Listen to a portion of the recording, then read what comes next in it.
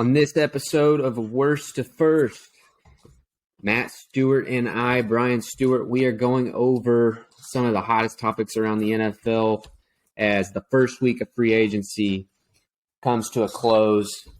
And the thing is, when the first wave, so to speak, and really it's more than the first wave, the second wave kind of feels like it's over, you're going to notice the signings really, really slow down.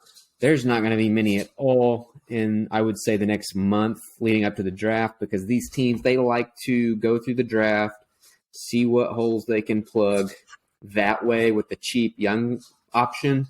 And then after the fact, you take that step back, you look and see, okay, we have a gaping hole at wide out, D tackle, whatever it is. And then they go back to the negotiations and grab a guy in free agency. But nonetheless, so we feel like we're in a good spot at this point to really discuss the big signings. And some of these aren't even signings. In fact, we're going to start with one who is still floating out there, still a free agent, and he's starting to pick up more traction in the news. That's Odell Beckham Jr., the original OBJ. We're going to talk about two OBJs in this show. Matt, the report came out a couple days ago that the hot suitors for Odell right now are the Dallas Cowboys, the Baltimore Ravens, and the Kansas City Chiefs. And I assume there's probably some other teams in there that maybe aren't as serious. They haven't gotten out yet. Giants are one that I think he wants to go to apparently, but I don't know that they really are interested based on their transactions. Odell tweeted something today.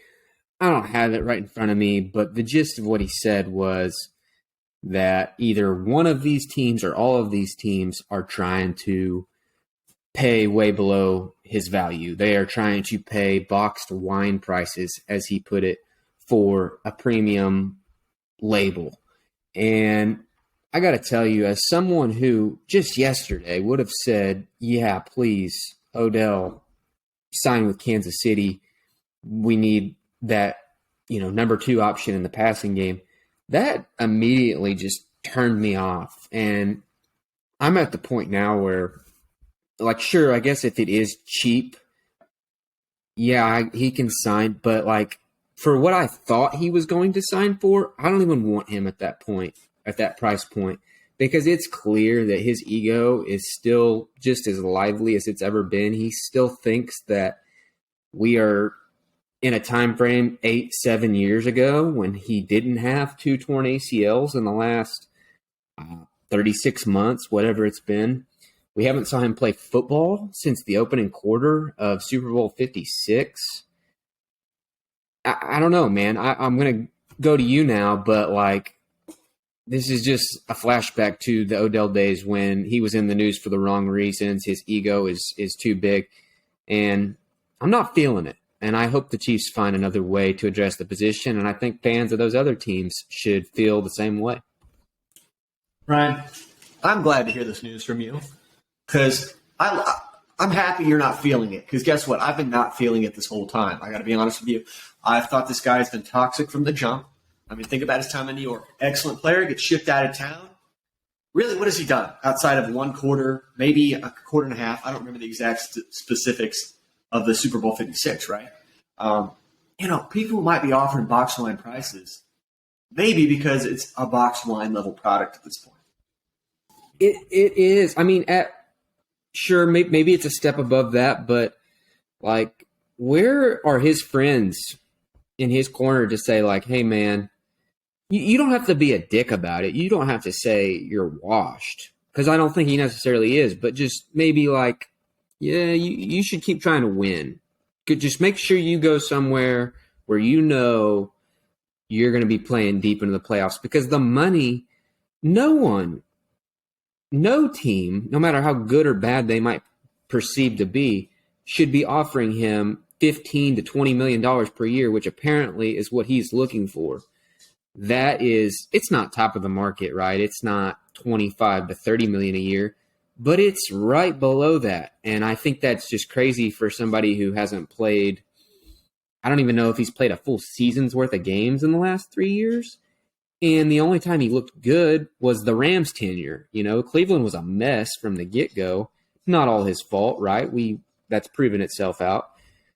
But yeah, I think this is headed to Odell settling for a 2-year deal max.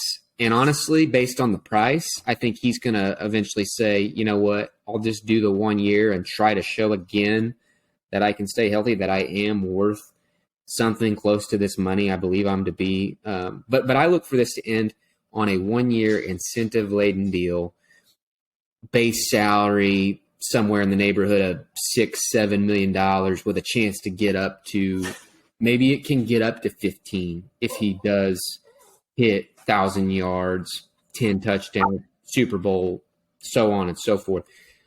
And I really don't want the Chiefs to be the team to make that move, although the options are thinning as far as proven high caliber wideouts. But I think there are still better ones out there. And I don't know. It'll just be interesting to see where he goes and what that contract looks like.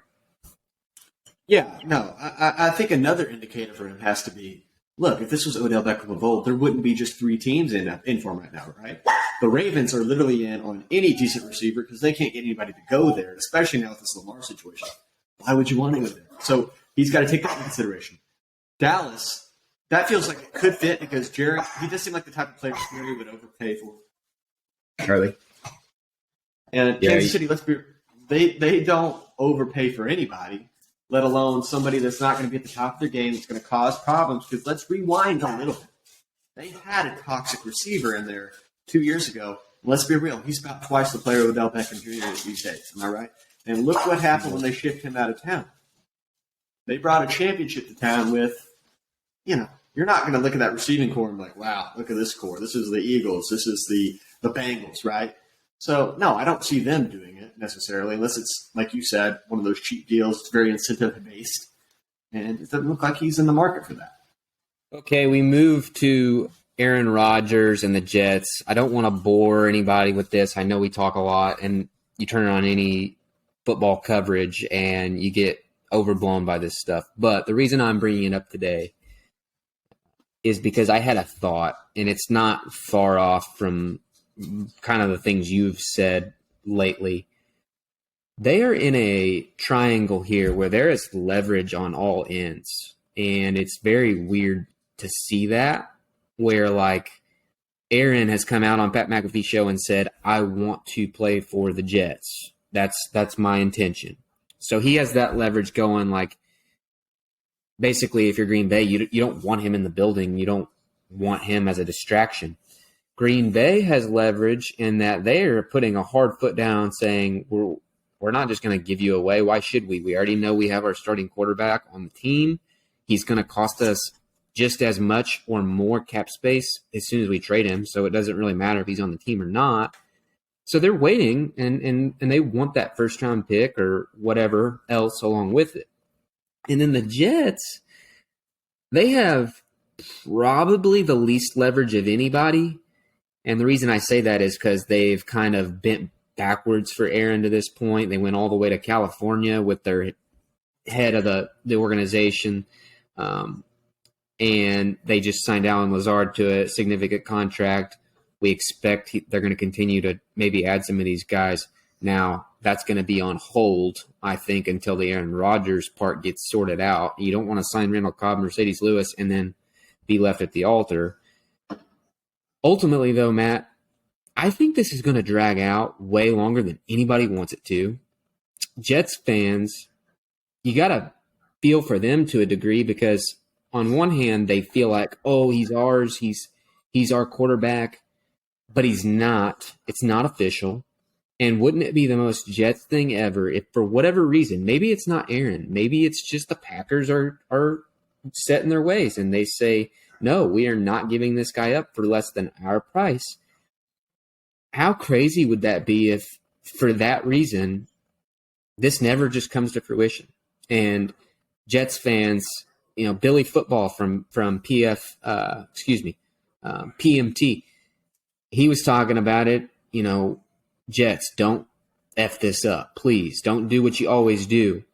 And they kind of have stepped in the shit already a little bit. They just haven't pushed it down and smushed it yet. by meeting Rodgers' demands up to this point. I don't know, man. What are you seeing for this? Do you think this is going to take another month, 2 months? The Packers do need to possibly make the trade before the draft. I guess that's where the leverage falls in the Jets' favor.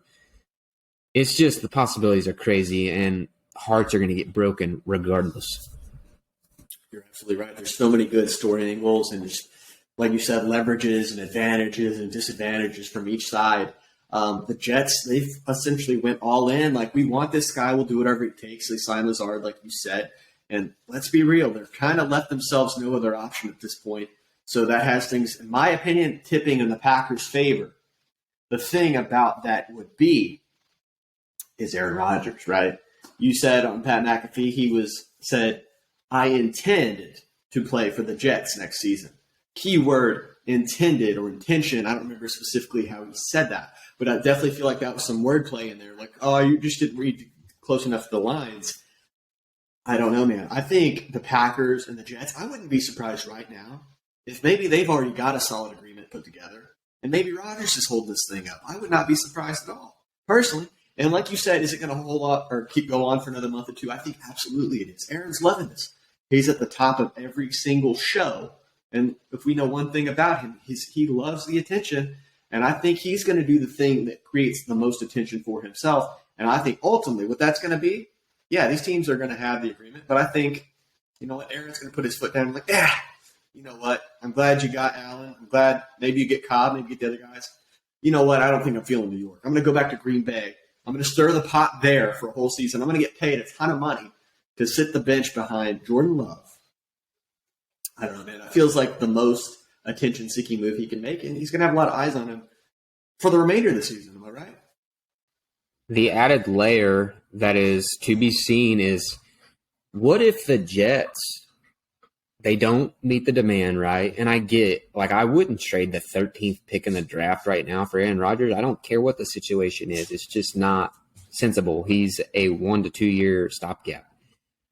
But let's just pretend, for fun's sake, that Green Bay, they lock their feet in and they actually are okay going beyond the draft.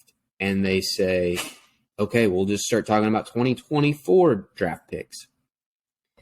Well, that's where, what if another team enters the picture? And that's all it's going to take. Like, you get out of the draft and one of these teams who we think is going to draft a quarterback or whatever decides, it didn't work out, but we can get better. We could get into this. We could see what Aaron's thinking. And then that's when the Packers immediately have all the leverage, because once you have two teams competing, making offers, they will get what they want, or at least a better offer than what is being floated out there right now, I'm sure. That is something that I'm definitely watching closely. I don't know that it's going to happen, because teams like to know their starting quarterback by May, right? And if nothing else, Green Bay could sabotage the Jets' season by making Aaron Rodgers miss the offseason program. If they don't trade him over there until June, July, he's missed the whole offseason. No time to get integrated. We saw how that worked last year when he had new wide receivers. A fascinating deal. Oh, absolutely. And like you said, teams like to have that starting quarterback put in place by May. There may be a few teams that are in that situation this season. I mean, I'm sure something's going to get done in Baltimore, for instance, but there's a lot of teams around that kind of have their hands up in the air like, I don't know. You just got to see where the chips fall. So, I don't know, man. I would be careful if I was the Jets. I'd be careful. Packers don't have anything to lose. Like you said, the cap hit's going to be massive either way. So, yeah, take what you can get. Obviously, they're going to want all they can have. And Jets are in a tough spot here. And again, I don't know if Rodgers really wants to go there. I really don't. Well, that's enough of that. We spent enough time on him, but we're not done. Of course, it will come again. We'll talk about it next episode. Yeah, right. Yeah, I'm guaranteed. 2 months for now. Just lock it in, Aaron Rodgers segment. We moved to a team that we haven't talked about a whole lot in a while because they haven't done a whole lot up until this point. The Cincinnati Bengals go out, make a surprise signing with Orlando Brown Jr., their new left tackle. Ironically, they get him on a 4-year, $64-ish million deal, $31 million signing bonus, which no coincidence. That $31 million signing bonus is a record for an offensive lineman, and it's the same amount the Chiefs offered him last July, which he turned down. Where I want to begin before I forget, people are, comparing, oh, he turned down this deal from the Chiefs and took this one from the Bengals, big loser. It's not as bad as it looks. It really isn't, because when you talk about like the guarantees of it, it was about the same. The Chiefs, their offer had a lot of fluff in it. They could have got out of it after 2 years, and it was a 6-year offer. And that's probably why they rejected it ultimately, is because there was really not a lot of security to it. So I'm not going to dog on Brown that way. Where I am going to dog on him is just his market not becoming what he thought it was going to be. The reason he's at the free agent market and didn't accept that deal was because he thought he could do better if he got to that point. Well, problem is, didn't have the best season, led based on Pro Football Focus's numbers. Take it with a grain of salt sometimes, but as people who watched every single game, it's believable. Led the NFL in pressures allowed in the 2022 season for an offensive lineman. And so I saw some things yesterday, heavy Chiefs following on Twitter, so I see a lot of that. And every now and then, sure, there are people who are probably a little too harsh. Maybe I'm one of them on Orlando Brown. And then there are other people I saw saying, kudos, big part of their Super Bowl title this year. And that's where I draw the line, man. That stuff, if you're somebody who claims to watch every Chiefs game, you cannot, in any circumstances, claim that this player was a major contributor to their success in winning a Lombardi trophy. If anything, he was damn close to being the biggest reason they didn't win. When he started that Jacksonville Jaguars playoff game, and it felt like every single drop back, he was surrendering pressure. And we were watching that game together. I was yelling louder than I'd like to be because he had my blood pressure at a level higher than I'd like it to be. And lo and behold, that play happens. He lets Arden Key by. And yeah, Mahomes extending the play. Tough, but he does that. That's just part of the deal. And ultimately, the pressure he surrendered led to the sprained ankle, led to the tackle that caused the sprained ankle. And in that moment, we thought our season was most likely finished. God forbid, thankfully, it was not. And that was just one game, but there were a lot of others. The AFC Championship game wasn't the prettiest. Mahomes they made it work with play calling. Late in the year, he did succeed a lot more, and I think it was because the quality of competition. You think back to some of the teams they were playing, they didn't have these elite pass rushers that early in the schedule they were seeing more often. But if you want to be this guy, this top-paid left tackle, you got to be ready to go one-on-one with anybody and everybody and hold your own. And then he goes on NFL Live and more or less says, well, it was tough having all those one-on-ones in Kansas City. Bro, that's not what it was. And it got to the point where he was playing so poorly that they stopped letting him play one-on-one for true passing sets, long developing pass plays. Do I think the Bengals got better at left tackle? Probably, even though their plan is not working out. The guy that they had at left tackle wanted to move to right tackle. He wants traded now. So maybe you got better at left, you get worse at right. You're back to square one. But yeah, man, I don't know. I'll let you take it from there. I don't know what you've been thinking about over the last few days. I just think thanks for your contributions, but this is more of a failure than anything, the story as a whole. And I think it might be remembered that way. We'll see where it goes. This rivalry adds a little more juice.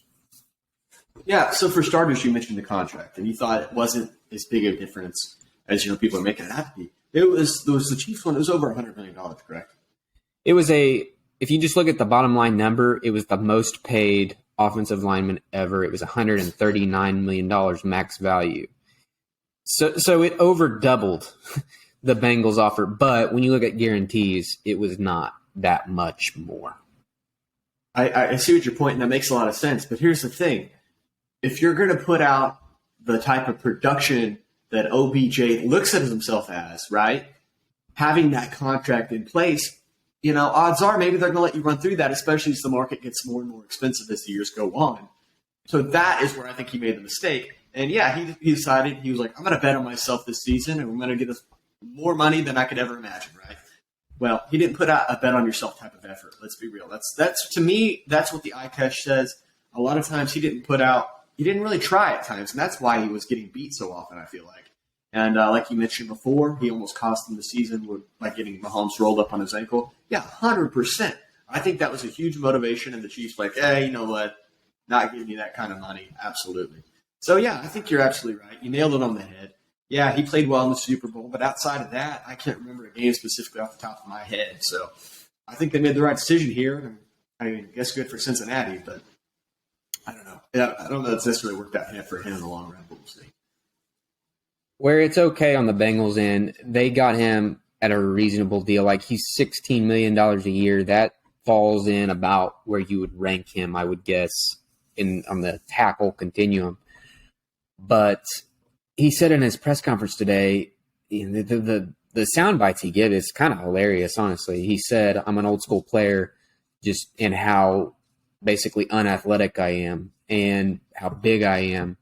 All valid points. He struggles with speed. That was the theme. The worry when he got traded there was he's not going to be able to handle this offense and how much you have to pass block, get deep into his pass drops. And that proved itself out. I think Andy had enough. I think Andy knew he was a liability to Patrick and his health, and the evidence was there to support such a thing. We'll see where it goes. Chiefs and Bengals are going to play in the regular season. They're probably going to play in the playoffs next year, right? And that's going to be something we're talking about, is who got the better end of this. Jawan Taylor, I've had people message and say, why not just sign Orlando for less money? Well, Orlando doesn't fit. He's unathletic. He is slow. And in that offense, you need to have good feet.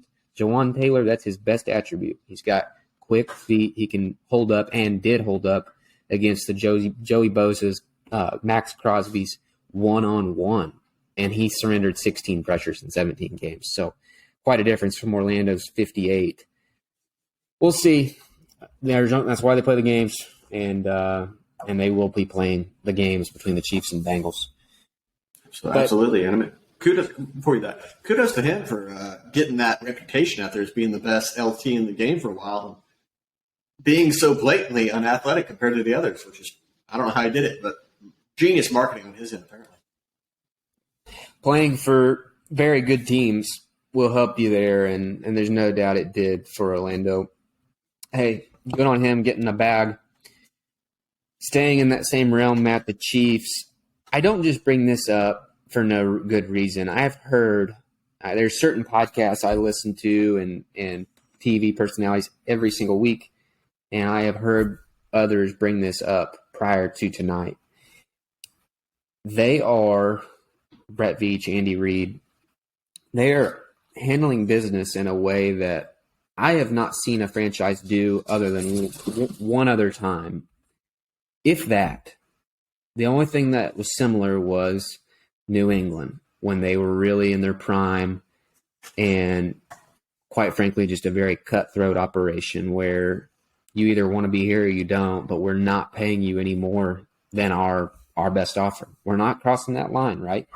And you want to, you look at last year, yeah, we're going to trade a 28-year-old Hall of Fame wide receiver because he wouldn't take our offer.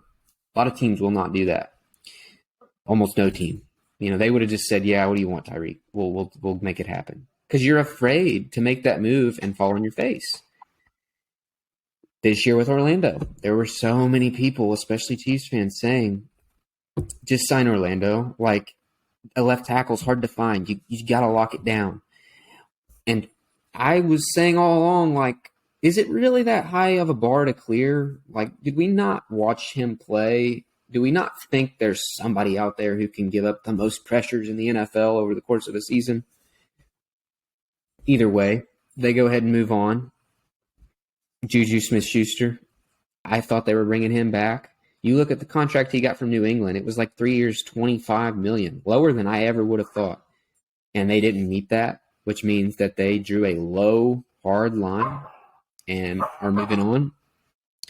So we'll see how it goes. Will it go as good as last year or not? I don't know. But as one of my favorite analysts put it, if you're a Chiefs fan right now, you're licking your lips. Okay, a little seductive, quite frankly, but I kind of nodded. Was it Bass Daddy? No, Bass Daddy would probably say that, but it was not him. Like we got to get him on to get his thoughts on Pittsburgh's moves. Definitely.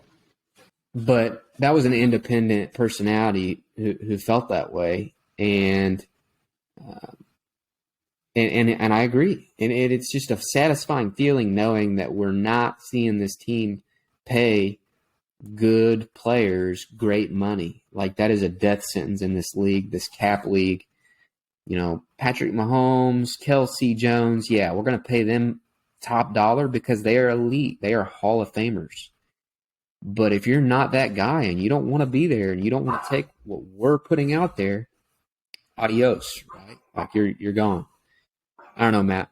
I don't know if I'm assuming you've been thinking about this as the week's gone on a little bit, and you even touched on it a little bit earlier, excuse me.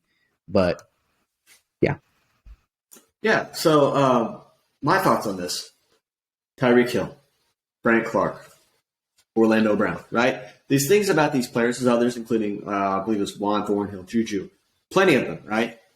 I think the key into building a dynasty, right, is not falling in love with the moment, i.e. winning Super Bowls, and think you're in love with the player, if that makes any sense, right? You have this emotional attachment, like, man, they were there when we won it all. That's the thing. If you do that, that's going to totally hinder your ability to win a dynasty and ultimately win another championship, if not multiple.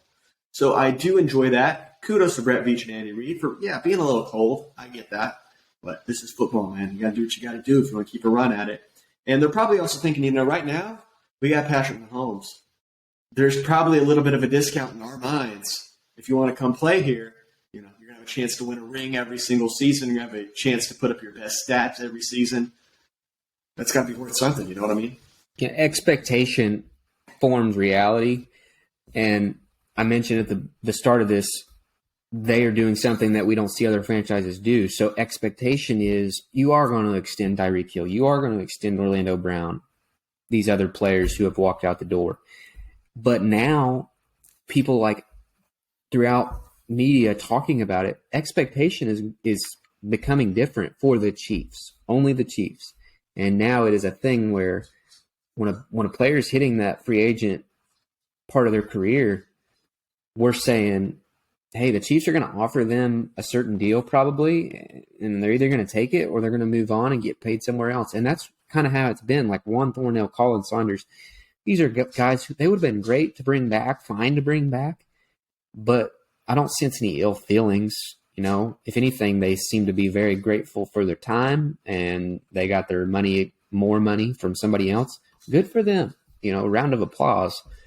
But again, those are the types of things where I don't know that all teams would have been as comfortable walking away, and they would have had that emotional attachment that's very natural. And if not, quite frankly, it's excusable. So we'll see. We could sound like idiots a year or two from now if they have a bad season, but I don't know, man. I'm licking my lips. Yeah, I don't think they're going to have a bad season, right? They have this pillar approach. Like you said, they have this handful of players, Jones, Kelsey, Mahomes, etc., that hold up this franchise, right? Then we fill it in with other guys, and it just works out that way. And it's a great business plan, obviously, especially trying to get under the cap in this era of football. And as far as the other guys that have to leave, I'm sure they didn't want to leave, but guess what? They're grateful for the time, like you said, and because of their time there, they're probably getting to make more money than they would playing for any other team. No question. And you said pillars there for our visual listeners. I know I rattled off Mahomes, Kelsey, Jones together, and they are Hall of Famers in my mind. But, that bottom layer is Andy, Feach, Mahomes. If you want to throw in some of the other front office people who do some of the dirty work for them that we don't see. And then it's actually Kelsey and Jones, like at the next level up, where those guys are eventually going to leave, and I still don't think it's going to be like. Well, it's the same level Tyreek was at. Tyreek was on that same level, and he leaves, and show goes on. All right, absolutely. Matt, we close with this team. I've been surprised. The Eagles, their approach, honestly, it's kind of the flip side of what we just talked about. They have moved heaven and earth in some cases to keep players who I thought were gone. They even announced yesterday that Darius Slay was leaving, was getting released as a cap casualty. And then by the end of the night, he's back and doing an extension. So they bring him back. They brought the other corner, Bradbury, back, Fletcher Cox, Jason Kelsey. They've, at least relative to what was expected, they have really kept the band together.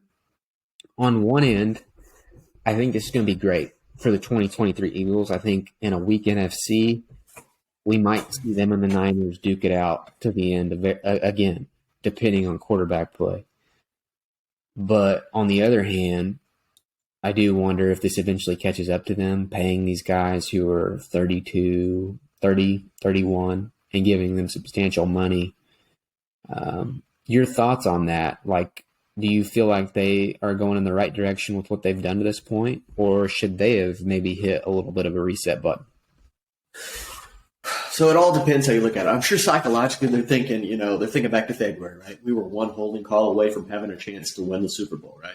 So they're probably wanting to cling to that feeling. They're wanting to keep that roster intact as much as possible to make another run at it. The thing about doing that is it kind of forces you to have to do it now, right? You're not going to have as much of an opportunity down the road. Say they would have let some of those guys go, like Slay, etc. They let some big guys go, but not near as many, like you mentioned, as we thought. So it kind of puts the pressure on them. I get it. And like you said, with the weak NFC, maybe that's the right play. But I don't know, high pressure situation. We'll see how it pays out for them. Like, for example, they didn't do it in the same way the Rams did it or anything like that, but they clearly went all in for the now. Look where they're at right now. You know what I mean? It's not going to be near as bad as that, I don't think, but obviously something to think about. I don't know how history will look back on Howie Roseman and the way they've went about the 2023 offseason, but in this moment, for a couple of reasons, I actually strongly agree with the approach, and I touched on it earlier. The NFC, you're already seeing it play out. Like, it's not going to be that much better. It really isn't. The quarterbacks, it's still a problem. And you're seeing probably Aaron Rodgers leave the conference. The top of the draft, it's AFC teams mostly who are going to be Carolina, yeah, but after that, it might all be AFC teams taking these young quarterbacks. So in that sense, I think Howie's probably looking at it like, this thing's going to be wide open again for us. Let's keep it together. And they're just going to be fighting against that hangover. Because you bring the same players back, they went through the emotions of the long season and the Super Bowl. If they can reset mentally, the talent is going to be there. And we know Jalen Hurts has ascended his game to a different level. What that means for later, we could have an Eagles fan come on here and yell at us about their salary cap. I don't know. I didn't take time to look at what it looks like 1-2 years down the road. I do know Jalen Hurts is about to get paid. So that alone is going to eat a big chunk. But in the short term, I feel pretty good about this team. And I think I was pretty sure they were going to take a step back. Now I'm not. I think they are definitely going to be a heavy favorite to come out of the NFC. For sure. Like you said, it's going to be them and the Niners and maybe some wild card emerging teams. Like I could see the Lions actually making a push. Things of that nature, which is going to be, it's going to take a lot for that to happen. Actually, that reminds me, though. I meant to bring up this theory in the last episode. I heard this pitched, and I don't really think it's going to happen, but I think it's fun to talk about. Brian, I heard someone say they could see the Detroit Lions going in after Lamar Jackson, which is kind of wild. They got 2 first-round picks. Yeah. Maybe, man. I was like, I think Goff has played well enough to keep the position, but let's say Lamar goes there. Wow. Look out for that offense. It's a really fun idea, and if I could click the button to make it happen, I would, because I think Detroit fans deserve that. but I also know that Dan Campbell feels like a really loyal cat. I think he looks at what their offense did last year and doesn't want to rock that boat too much with a totally different quarterback. You go from a statue in Jared Goff, pure pocket passer, to Lamar Jackson, where, don't get me wrong, he'll make it work, especially with a offensive line like Detroit has. But it's one of those things, I think it's a pipe dream. I think whoever told you that needs to lay off the weed. But that doesn't mean I don't think it wouldn't be enjoyable to watch. Yeah, I mean, I'm just thinking about pulling up Madden. You're picking the Lions, man. Hell a yeah, little bootleg, unstoppable. That'll give you a good reason to actually play Madden nowadays, even in all of its less than glory. All right, Matt. That'll do it. We will be back, of course, next week. There'll be more news to come. We're going to have more guests on. We can't wait for that. I'm in the process right now of trying to get some big fish on the show, and it's probably not going to happen, but that doesn't mean we don't swing. That doesn't mean we don't aim high. We change that attitude. We're manifesting it. We're getting the biggest of the big guns. Orlando Brown, I'm talking to you. Cool. Yeah. You gave me an idea. All right, folks. Thanks for following along with us. We'll talk to you later. Peace.